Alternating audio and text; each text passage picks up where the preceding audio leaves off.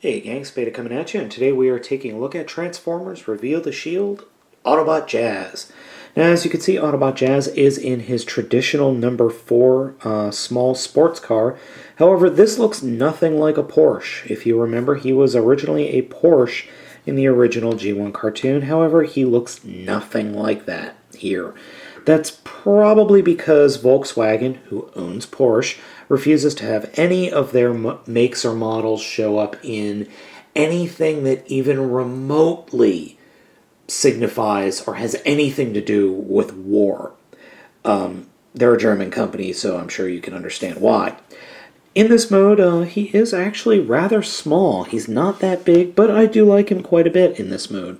The shield is right here up on the roof of the vehicle. Unfortunately, it only shows up on his back in robot mode. And speaking of robot mode, let's go ahead and get him in that right now. Before we do that, we're going to show Jazz's one little trick, you could say. He's got speakers. That's just freaking awesome. Very G1 accurate, very, very awesome. Now the transformation mode starts off exactly like the original G1. You got to pop the doors open and swing the arms down. Now I like to push on the hood to pop the arms out, and that also pops out his gun, which is stored under the hood.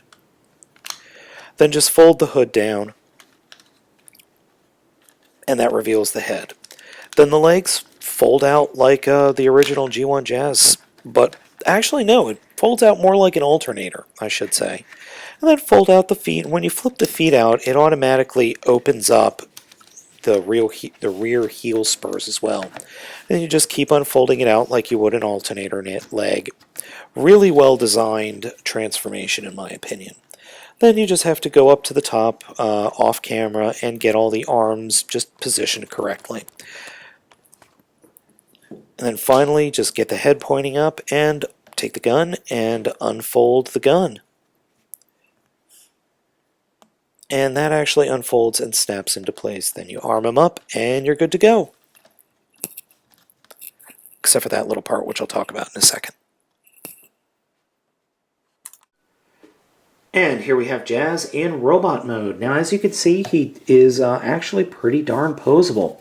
His head is on a ball joint and has full 360 degrees. His arms are on ball joints, and then you have a swivel joint, a double hinge for the elbow, and even the wrists are on ball joints, so you can get a lot of posability out of the arms.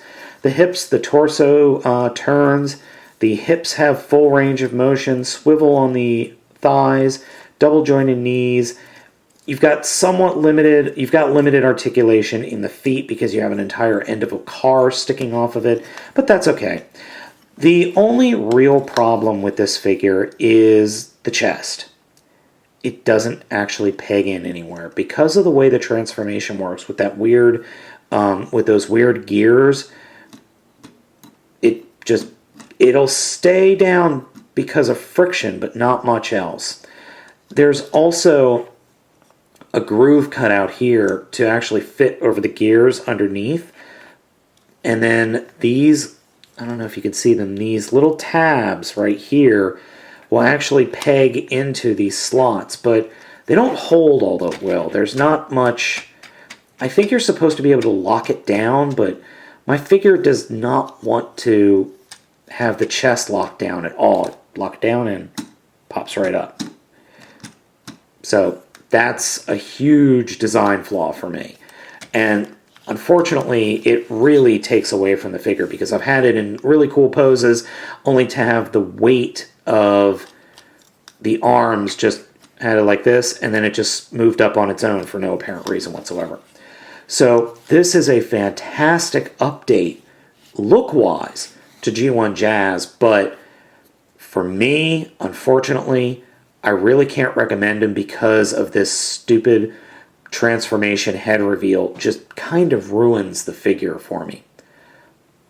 Sadly, Hasbro, stop with the interesting head reveals. They're ruining good figures. You don't need to be doing that. So, like I said, can't really recommend the figure, but oh, it really pains me to say that. I mean, it really pains me to say that, but I just can't recommend the figure on this stupid little...